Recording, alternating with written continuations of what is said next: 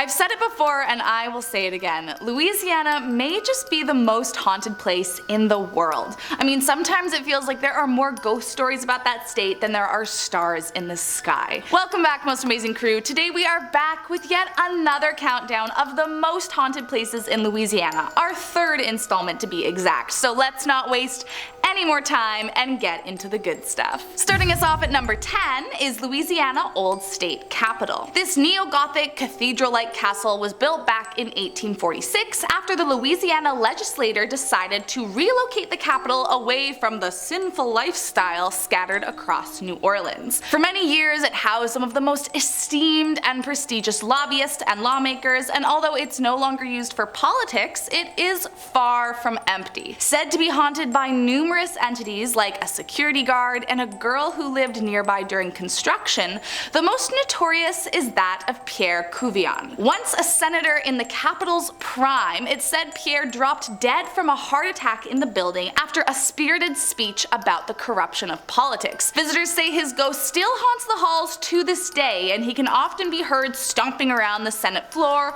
or playing tricks on the staff. Once while making his nightly rounds, a security guard, an alive one to be clear, not the ghost, said he felt a tap of a cold finger on his shoulder, but when he turned around, nothing was there, but he knew he wasn't imagining it, as afterwards it sounded like something or someone was giggling. Most creepy of all is the numerous reports of staff saying they've seen motion detectors go off only to find an empty room upon inspection. So they would go back and check security tapes, but nothing had entered or left at the time the sensors were triggered. Coincidence? You tell me. Coming in at number 9, the Woodland Plantation. Owned by notorious pirate and seafarer William Johnson, during its active years it was used as a sugar plantation, housing and torturing a multitude of slaves.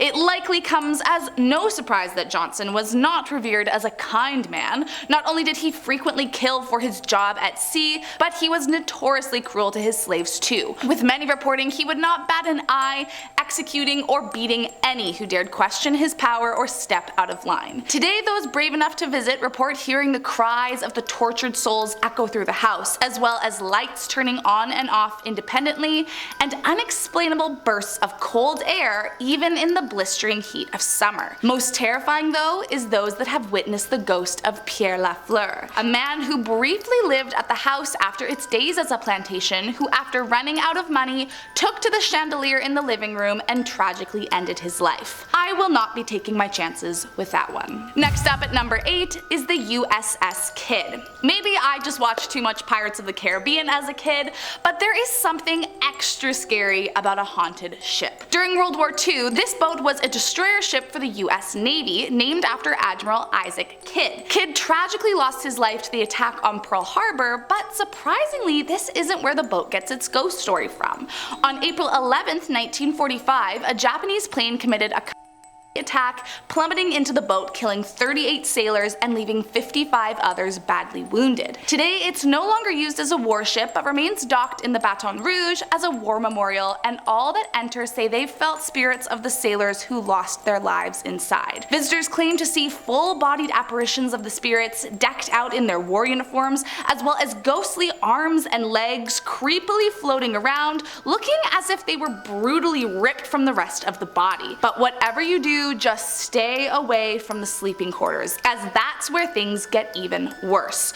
Those that have ventured down say the blood-curdling screams of the soldiers can be heard bouncing off the walls, and some even say they've been pushed or grabbed by the tortured souls right up until they step foot off the ship. Coming in at number 7 is Chretien Point. First run by Hippolyte Chretien, a French colonist, Chretien accrued a massive wealth operating his cotton plantation off the backs of slaves. On top of that, Chretien also had some less than friendly friends, one of which was the famed pirate Jean Lafitte. One day, Chretien's son, Hippolyte II, fell in love with the neighbor girl Felicity Nada. She was a fiery, passionate, and independent Spanish woman, and despite pushback from his father, father, Hippolyte married Felicity and the pair remained happily together. Once his father died, Hippolyte took over the family business, but sadly he died of yellow fever shortly after in 1839, leaving Felicity to keep things running. She took pride in this position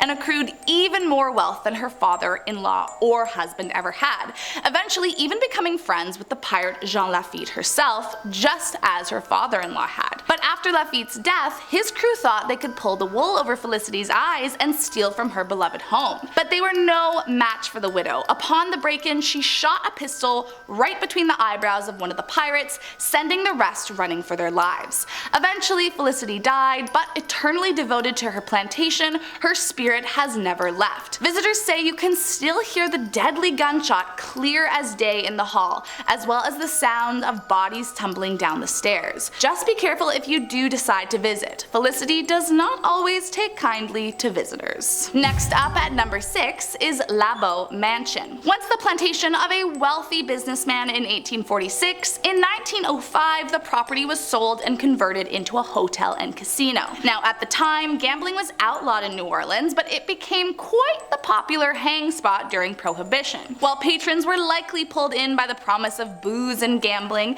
it didn't take long before they realized the building was haunted by dozens of spirits. Partygoers often complained their watches immediately stopped working the minute they stepped foot on the property, only to magically be good as new once they left. Many claimed to hear strange noises echo through the halls, and others nearly fainted seeing the woman in white who sat on the upstairs porch. Then in 2013, a group of so-called paranormal investigators that by the sound of it were more like a group of drunken idiots, snuck onto the property looking to catch one of the many rumored entities said to haunt the historic halls.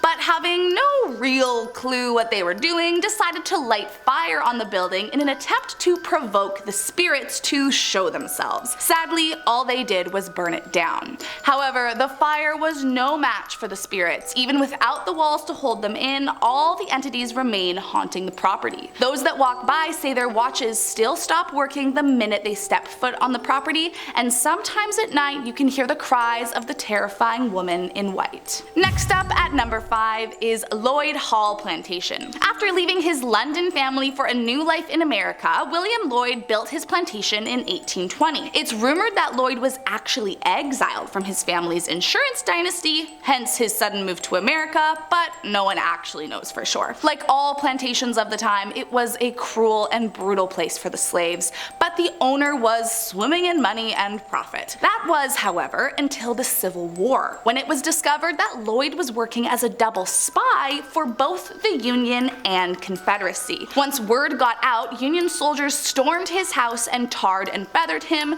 before he was hanged for his disloyalty. It's said Loyd now haunts the house along with the many slaves that died while under his care.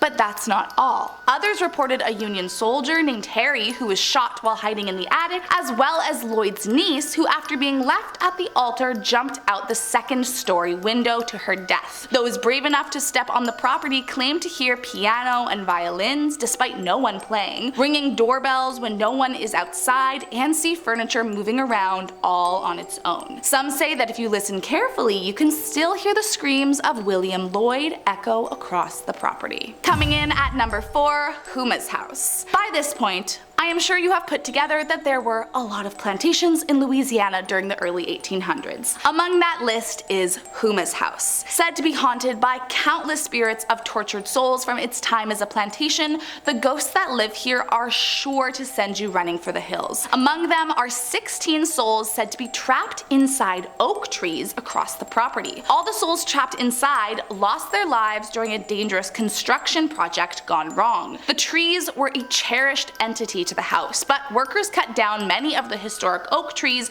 before sending them down the river to be milled.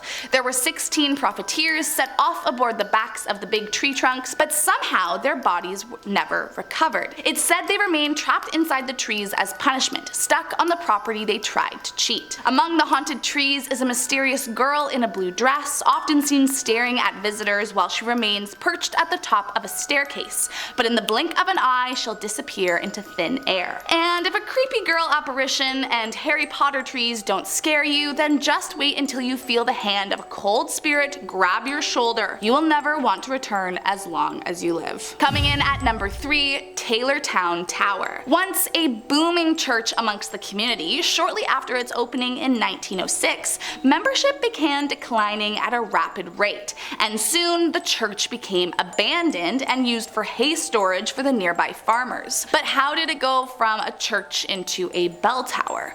Well, as the legend goes, a local plantation owner's daughter was engaged to be married, but on the day of her wedding, the groom couldn't go through with it and disappeared without a trace. The bride was absolutely devastated, and in a fit of depression ran to the nearby abandoned tower to end her suffering. It's said the bride jumped from the top of the tower to her death, and her father was so distraught when he happened upon her body that he burned the church down. In a cruel twist of fate, all that survived the flames was the very tower she had jumped from, taunting him until his dying day. Locals say that when there is a full moon, the bride can be seen wandering the land looking for her loved one, screaming and crying out after him. Next up at number 2 is the Bourbon Orleans Hotel. Back in the day, the Bourbon was a highly frequented theater and ballroom where wealthy Creole men could sneak away from their wives to secretly engage in erotic nighttime affairs. But all the fun came to a screeching halt in 1816 when a fire took out most of the building. Fast forward to 1881 and the building was put up for sale and purchased by a community of nuns. But after a brutal yellow fever epidemic struck Louisiana, many nuns and orphans' lives were lost, and that is where the ghost stories begin. Today the building operates as one of New Orleans' most luxurious hotels, but make no mistake, it is haunted by at least 20 different terrifying spirits. Guests have reported the sounds of laughter in the halls when no one was around, and some swear to have seen young people lying in beds with mists of black fog hanging over them. But most terrifying is the ghost who resides in room 644. Rumor has it that during its time as a monastery, a nun took her own life in this very room. Those that have stayed reported hearing blood-curdling screams from the room at all hours of the day, and any guests brave enough to sleep the night were awoken by the nun staring at them over the bed. So if you're looking to be haunted by a creepy nun on your vacation, be my guest, but I'll be looking for different accommodation. And last up today in our number 1 spot is La Pavillion Hotel. Just minutes away from the notorious French Quarter lies the luxurious Pavillion Hotel. But despite its lavish exterior, it is believed to be the home to over 100 spirits, and some paranormal investigators even believe the building sits on top of a portal to the other side. An interesting theory considering the building's less than ideal history. Although today the area is a tourist hotspot, back in the 19th century the ground where La Pavillion sits was deemed completely inhospitable and incredibly dangerous. It was the frequent spot for foul deeds and late night killings, which is likely why so many spirits reside in the hotel's 4 walls. Among the most talked about are a couple seen dressed in beautiful clothing roaming around with googly eyes. The couple will enter an elevator, but then it never goes anywhere. Instead, the usual ping sound rings loudly and the doors open up again, revealing no one inside. Many also claim to have witnessed a young woman on the 9th floor reported to have died on the steps of the hotel. But the truly terrifying entity only reveals herself at night. One guest staying on the most notoriously haunted 9th floor said that in the middle of the night he was woken by a woman dressed in all black, sitting at the foot of his bed. He was speechless and terrified and went to scream, but the entity leaned in, ran her icy cold fingers through his hair, and said, quote, "You belong to me, I'll never let you go." Needless to say, he never returned, and I do not blame him. If I ever saw that lady in my room, I would be running as fast as I could. Well, there you have it, guys. I hope you liked this video today. My name's Kennedy. If you have any other haunted places, make sure to leave those in the comments below. I'd love to know what scary places you know about. Thanks so much, and I'll see you next time.